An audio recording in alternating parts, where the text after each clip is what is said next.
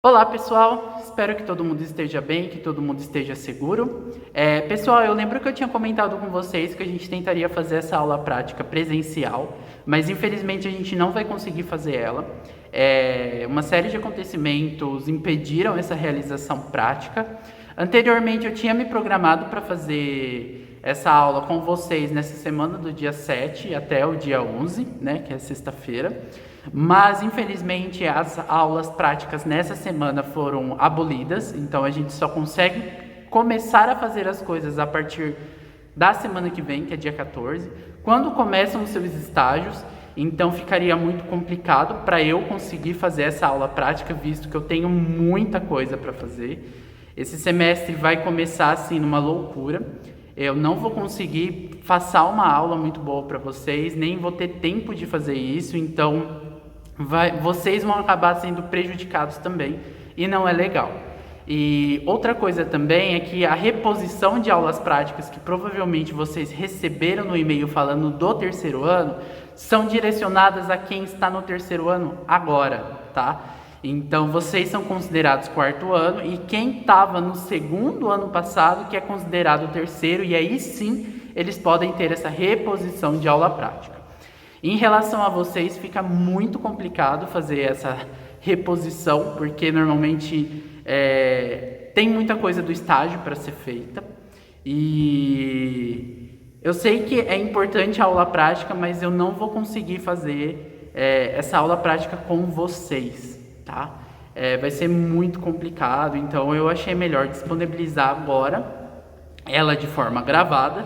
E qualquer dúvida que vocês tiverem, na clínica a gente vai conversando, a gente separa um tempinho. Se vocês me verem pelo corredor, é só me perguntar e eu vou lá e mostro para vocês as coisas, tá? Então podem ficar bem tranquilos em relação a isso. Novamente eu peço desculpas por não ser capaz de fornecer para vocês a aula prática presencial, mas espero que as coisas melhorem logo, e qualquer dúvida que vocês tiverem é só entrar em contato comigo mesmo, tá bom? Então, é isso, pessoal. Muito obrigado. Pessoal, como eu comentei com vocês, hoje a gente vai estar fazendo a nossa aula prática de forma gravada, tá? Infelizmente, a gente não vai conseguir fazer a nossa aula prática presencial, então eu estou disponibilizando para vocês agora. Qualquer dúvida que vocês tiverem, podem entrar em contato comigo e a gente vai se falando nesse período, tá? Hoje a gente vai falar um pouquinho sobre os dispositivos auxiliares de marcha, ok? Então, inicialmente uma visão, né? Só relembrando que a gente já comentou em aula, para que servem os dispositivos auxiliares de marcha? A bengala, andador e as muletas principalmente. Eles são dispositivos que vão auxiliar a aumentar a base de sustento dos pacientes, fornecer uma ajuda para aceleração e desaceleração da marcha, e também favorecer o equilíbrio desses pacientes. Então a gente tem aqueles pacientes que têm distúrbios no equilíbrio e que precisam de um dispositivo auxiliar para conseguir se locomover, e também temos aqueles pacientes que não podem fazer nenhum tipo de descarga de peso em algum membro, ou podem fazer a descarga de peso parcialmente. Nesse caso, as muletas elas vão estar fazendo um papel de auxiliar, tanto nessa descarga de peso inexistente ou parcial, tá? E agora a gente vai falar um pouquinho sobre as bengalas inicialmente, tá bom? Então eu trouxe aqui para vocês dois tipos de bengalas. A gente tem a bengala simples, que ela é confeccionada em madeira. Então a gente tem aqui a bengala inteira, tá? Ela é uma bengala única em madeira. A gente tem o apoio da mão e a gente tem a borrachinha, que é a parte onde vai fazer o contato com o solo, tá certo? Essa bengala é a bengala mais comum de ser encontrada, ela é a mais barata também, mas ela tem algumas particularidades que são ruins quando a gente compara com essa outra bengala aqui, que é a bengala de 4 apoios, tá? Então nós temos 4 apoios aqui embaixo. Então a gente tem uma base muito maior para o contato do solo. Ela é regulável, então vocês podem ver que aqui a gente tem os furinhos onde a gente pode regular a altura bengala, e também a gente tem a parte do apoio da mão, certo? Se a gente olhar para essa bengala aqui, a mais simples, a mais comum, a gente tem algumas limitações. Como eu já mencionei, essa bengala ela não é regulável, então ela é feita em um único material. Se vocês lembrarem de como a gente tem que disponibilizar a bengala nos pacientes, então ela precisa ficar a 15 centímetros afastada do pé. Esse apoio da mão precisa ficar na altura do trocânter maior do fêmur e o braço precisa ficar numa angulação de 20 a 30 graus. Essa bengala aqui padrão, ela está no chão, tá? E se vocês observarem o meu braço, ele não está de acordo, ele está completamente esticado. Ela teria que ter mais ou menos de 10 a 15 centímetros a mais de comprimento para que eu conseguisse usar essa bengala corretamente. Já essa outra bengala aqui, vocês podem ver que mesmo no fundo, né, mesmo aqui no chão, o meu apoio da mão já fica na linha do trocânter e o meu membro superior, ele tem uma angulação de 20 a 30 graus. Então essa bengala está numa altura adequada para mim, enquanto essa outra bengala não está, correto? Então, quando a gente olha para essas bengalas padrões que são feitas em madeira, a gente tem essa limitação de angulação. Então, a bengala ela precisa ter o tamanho correto para o paciente, enquanto essa outra bengala de 4 pontas, ou até essas bengalas padrões que tem uma ponta só, mas que são confeccionadas com alumínio e são reguláveis, elas são muito mais fáceis de você ajustar quanto ao paciente, tá? A única forma da gente ajustar essas bengalas padrões de madeira são serrando elas. Então, se é uma bengala muito grande para o paciente, a gente consegue serrar a ponta e diminuir o tamanho dela. Mas se é uma bengala pequena para um paciente maior, a gente não consegue fazer esse ajuste. E outra coisa, esse ajuste de serrar a bengala, então, por exemplo, é uma bengala muito grande, eu vou diminuir o tamanho dela. A gente corre o risco de alterar essa parte de baixo, onde a gente tem um contato com o chão, e prejudicar a descarga de peso e o equilíbrio do paciente, tá bom? Benefícios entre a bengala simples, padrão, essa de uma ponta só, e a de 4 apoios. Essa bengala de 4 apoios, ela vai fornecer uma base de sustento para o chão muito maior que essa aqui. Então, aqueles pacientes que têm um déficit de equilíbrio vão se beneficiar muito mais com 4 apoios do que apenas um apoio. A chance de ocorrer quedas ou de você ter deslizes da ponta do chão é muito menor nessa aqui, tá? Entretanto, essa bengala de 4 apoios, ela é muito mais pesada que essa aqui. Então, se a gente tem aqueles pacientes que têm uma certa fraqueza no membro superior, fica um pouco difícil eles se locomoverem muito rapidamente com essa bengala, porque essa é um pouco mais pesada que essa aqui. Geralmente essa aqui é muito leve, tá bom? Então, são coisas que a gente precisa fazer uma certa modificação, uma certa avaliação quando a gente está prescrevendo esses equipamentos adequados para o paciente em questão, tá bom? E agora, só para vocês verem, eu vou passar como a gente faz a marcha com a bengala. Então, lembrem-se,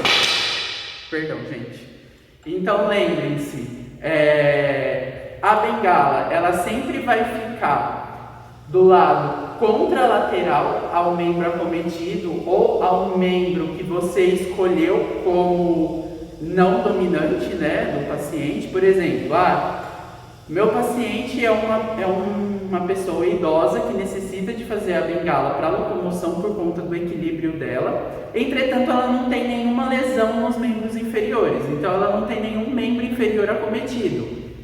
Eu vou fazer uma avaliação de força muscular, ver o lado dominante dele. Provavelmente o lado dominante vai ser o lado que tem mais força muscular. E nesse quesito eu vou definir e esse lado com maior força muscular como o lado que eu vou posicionar a bengala. Por quê? Lembra que os dispositivos auxiliares, a gente faz a descarga de peso a partir do membro superior. Então, se o membro tem mais força, é melhor para o paciente para estar fazendo essa descarga de peso. Então, vamos supor que eu sou uma pessoa idosa, que eu tenho desequilíbrio, mas eu não tenho nenhum acometimento nos membros inferiores, mas meu lado dominante é o direito. Então, eu tenho mais força nesse lado aqui. Eu vou posicionar a bengala no lado direito e vou considerar o membro contralateral como um acometido, tá? Então, a partir disso, eu vou fazendo todas as minhas atividades de locomoção. Bom, então para fazer a deambulação com a bengala é muito simples, pessoal. Lembrem-se então de estabelecer qual que é o lado que a bengala vai ficar. Então, qual será o lado contralateral, para que assim a gente consiga fazer a nossa deambulação, tá? Então, a bengala 15 centímetros afastada do pé, o apoio para a mão aqui na linha do trocânter maior e o meu braço com angulação de 20 a 30 graus. Nesse quesito, a gente então vai iniciar a nossa marcha. Então, o membro contralateral ou acometido e a bengala vão à frente simultaneamente e a partir daí o lado contra o lado lateral, tá? Então, lado contralateral e a bengala para frente simultaneamente e depois o lateral. Contralateral e bengala lateral, tá? Agora voltando aqui, contralateral e a bengala lateral. Contralateral e a bengala. Tá? Esse é o tipo de marcha principal quando a gente usa a bengala, correto? Então, qualquer dúvida que vocês tiverem em relação às bengalas, podem comentar comigo. E agora a gente vai falar um pouquinho sobre as muletas. Bom, pessoal, falando agora então um pouquinho sobre as muletas, vocês lembram que a gente tem dois tipos principais de muleta. Nós temos a muleta axilar, que é essa muleta que a gente tem o apoio para a axila, o apoio para a mão e a ponta onde tem a descarga de peso no solo. E a gente tem também as muletas de antebraço, que vocês vão encontrar sendo chamadas erroneamente de muletas canadenses também, tá bom? Essas muletas, elas são basicamente as mesmas em termos de função, mas em termos de desenvolvimento, construção e apoios, digamos assim, elas são um pouco diferentes, tá? Então, só relembrando um pouquinho, quais são os papéis principais da muleta? A gente tem aumentar a base de sustentação do indivíduo e auxiliar esse indivíduo a fazer uma descarga de peso parcial ou a não fazer nenhum tipo de descarga de peso, se a gente considera o uso de duas muletas ou uma muleta, por acaso, tá bom? Então, falando um pouquinho inicialmente das muletas axilares, tá? Então, para posicionar corretamente essas muletas no paciente, o paciente posicionar corretamente essas muletas, a parte aqui onde tem o contato axilar precisa estar em contato, né, na hora de fazer a descarga de peso. E quando a gente pensa numa condição em repouso, digamos assim, ela precisa estar mais ou menos de 5 a 10 centímetros distante da linha axilar. Então fica um pouquinho difícil para vocês enxergarem, mas aqui a gente tem esse espaço, tá bom? E a minha mão, ela tá fazendo descarga de peso aqui, tá? Corretamente. E o meu membro superior, o meu braço, ele tem essa angulação em relação ao cotovelo de 20 a 30 graus para auxiliar nessa posição e no deslocamento. Ainda, a ponta dela aqui, ela precisa estar de 10 a 15 centímetros afastada do pé, tá bom? Então, o posicionamento dessa bengala axilar é dessa forma. Agora, a bengala de antebraço, ela é um pouco mais simples de você estar posicionando, tá bom? Então a gente tem essa linha de contato no antebraço, a gente tem o apoio da mão, onde a gente faz a descarga de peso. Esse apoio da mão precisa estar na linha do trocânter, similar àquele apoio de mão da bengala que eu comentei anteriormente. E a ponta onde tem a descarga de peso, né, no chão, a gente tem que ter uma distância de 10 a 15 centímetros do pé, tá bom? Se vocês observarem bem, essa bengala é um pouco menor para mim. Para eu me posicionar corretamente, essa bengala teria que ter cerca de 5 a 10 centímetros a mais.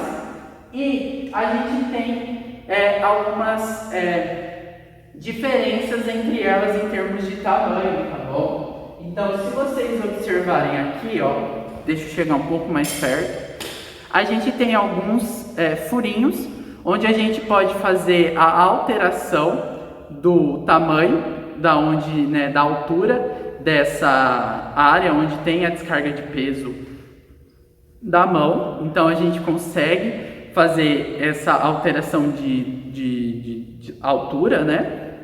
E a gente tem também a possibilidade de alterar o tamanho dessa muleta aqui também em relação à parte da descarga de peso. Vocês percebem que essa parte aqui, comparada com a da bengala, é muito maior, então dá uma base de sustento muito maior na descarga de peso do chão, tá bom?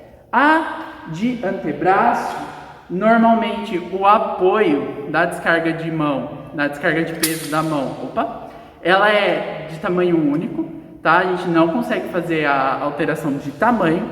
E essa aqui até dá para fazer a alteração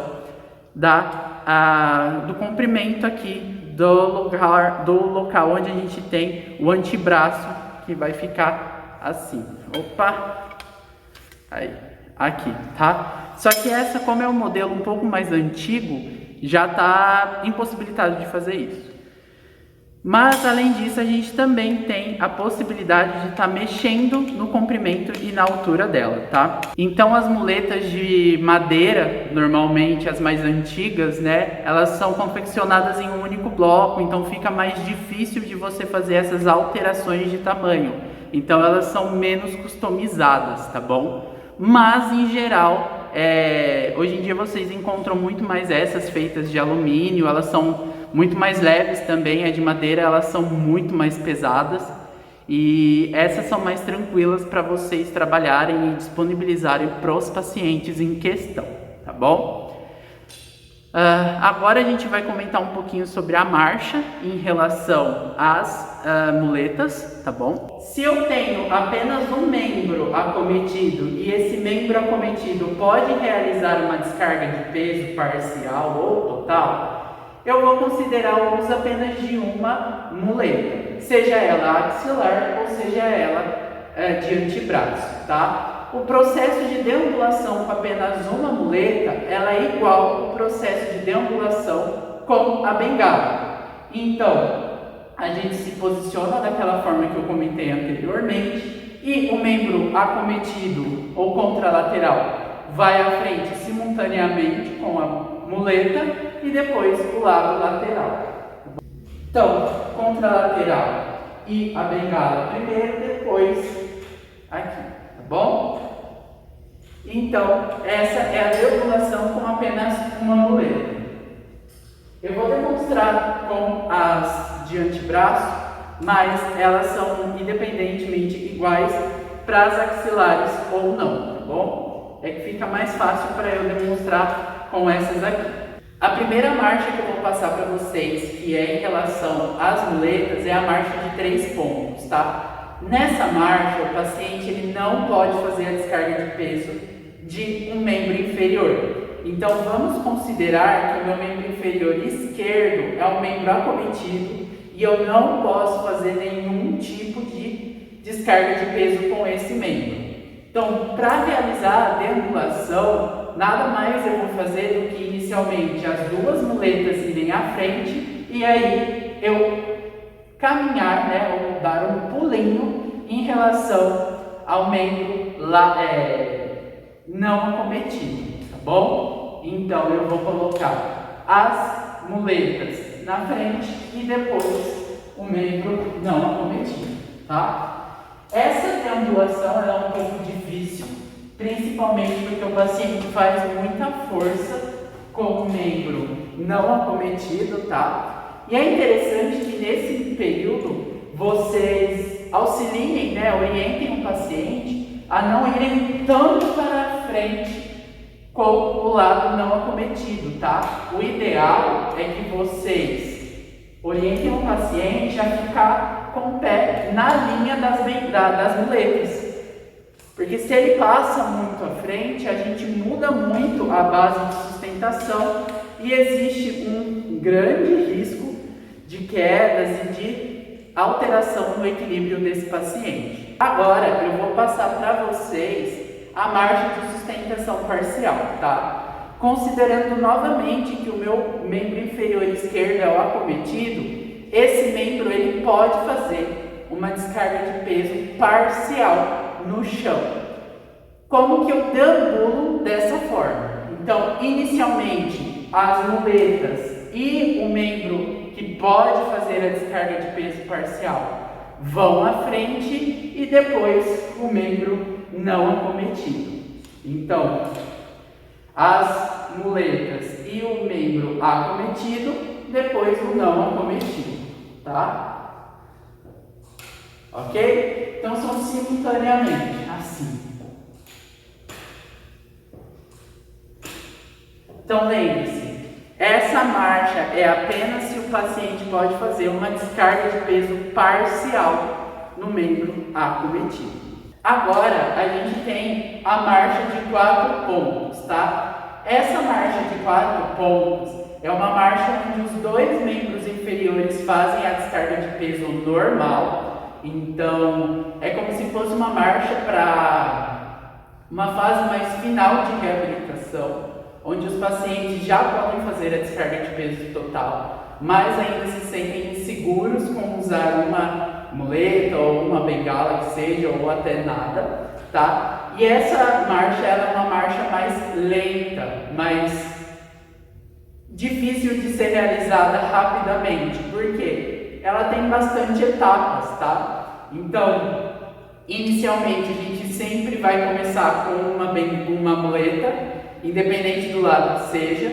Eu vou começar com o lado direito, então a minha muleta direita vai à frente, depois o lado contralateral, a muleta esquerda vai à frente e depois o lado contralateral. Então essa é a marcha, uma coisa de cada vez, tá bom? Ela é uma marcha muito assim pensativa, porque você tem que pensar. Então vai uma muleta, o contralateral, outra muleta, contralateral, direita, esquerda, esquerda, direita, tá? É uma marcha bem complicada e normalmente consome muito tempo para você fazer uma deambulação. Uma opção para você não utilizar esse tipo de marcha com o paciente, caso ele seja capaz, é a de 2 pontos, que nada mais é do que uma adaptação dessa marcha, onde uma muleta e o lado contralateral vão à frente simultaneamente.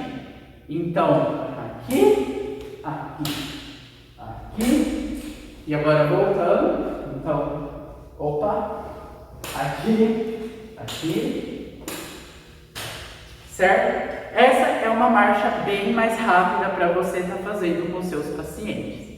E como eu já comentei, né, a axilar é basicamente a mesma, só que só muda a questão do apoio dos braços e tudo mais, certo? Agora a gente vai comentar um pouquinho sobre os andadores. Bom, pessoal, em relação aos andadores, eles já são mais indicados para aqueles pacientes que não conseguem fazer a deambulação com os outros dispositivos auxiliares que eu já mencionei. Então são aqueles pacientes mais idosos, com pouca força muscular de membros superiores, que necessitam de uma base de apoio muito maior. Então basicamente os andadores eles são bem simples, a gente tem dois modelos. Então a gente tem os modelos com rodas, tá? Que são esses aqui, onde a gente tem a roda na frente e o apoio para descarga de peso no chão. E a gente tem também os apoios para descarga de peso da mão, aqui em cima.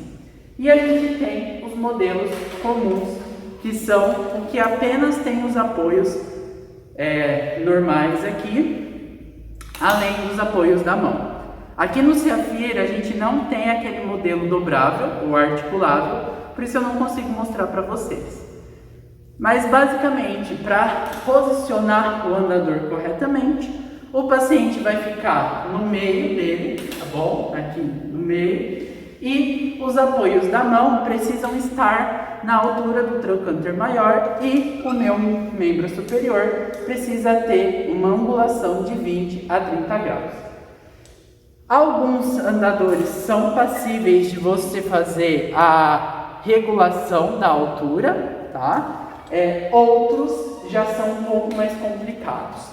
Normalmente, ultimamente, eles vêm com a opção de você fazer essa angulação, essa alteração da altura do andador, tá? A marcha com o andador. Então, inicialmente, eu vou mostrar para vocês com a rodinha, que é muito mais fácil. Então, basicamente, o que acontece? O paciente apenas faz uma leve pressão aqui na frente para levantar os apoios de trás e vai andando normalmente, porque a rodinha ela vai deslizando, tá bom? Então é super mais fácil. O paciente que é mais debilitado, que é um paciente mais idoso, ele consegue tirar muito mais proveito desses andadores que tem a roda, tá bom? Já para os andadores normais, os comuns, eles são um pouco mais difíceis, porque o paciente precisa ter um certo equilíbrio a mais, porque para deambular, ele precisa levantar todo o andador para conseguir caminhar, tá bom? Então, basicamente é assim, levanta, caminha, levanta. Tem também aquelas pessoas que se sentem mais seguras em levantar, colocar o andador na frente e depois caminhar, tá? Então depende muito de como o seu paciente vai estar respondendo a essa deambulação com o andador, tá? Só tem que tomar cuidado, porque normalmente os pacientes que colocam muito para frente, eles acabam fazendo uma compensação de tronco, tá? Se vocês observarem, eu estou aqui na frente e o meu tronco está curvado. E aí depois eu vou caminhar. Então é muito importante que você sempre peça para os pacientes ficarem na postura correta, mesmo se andarem para frente, e aí caminhar, tá? Nunca fazendo a compensação de tronco. Beleza?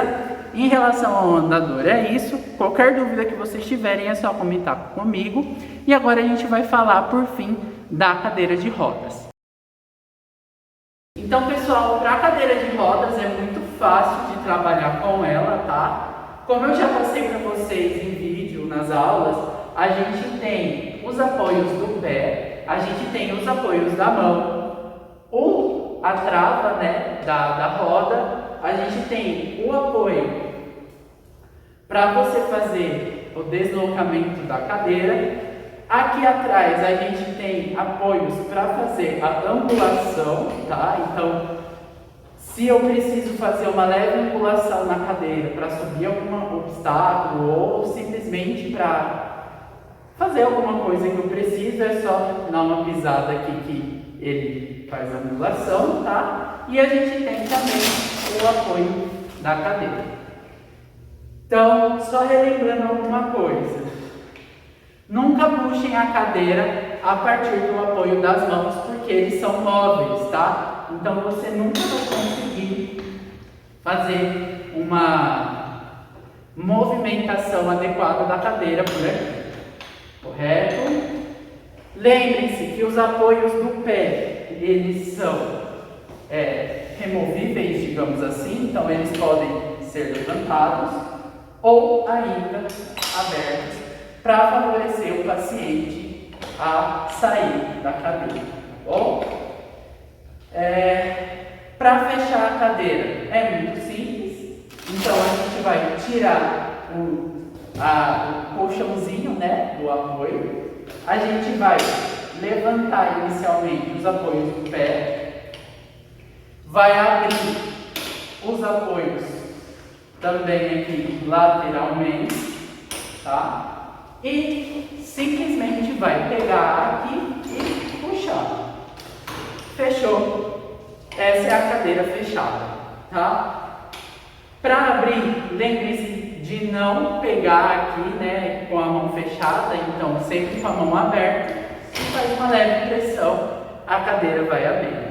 Depois, posteriormente, é só voltar todas as funções aqui do pé e colocar novamente o apoio para o paciente sentar, ok? Lembrem-se sempre de travar a cadeira para fazer algum tipo de transferência, levantar os apoios do pé e abrir também lateralmente.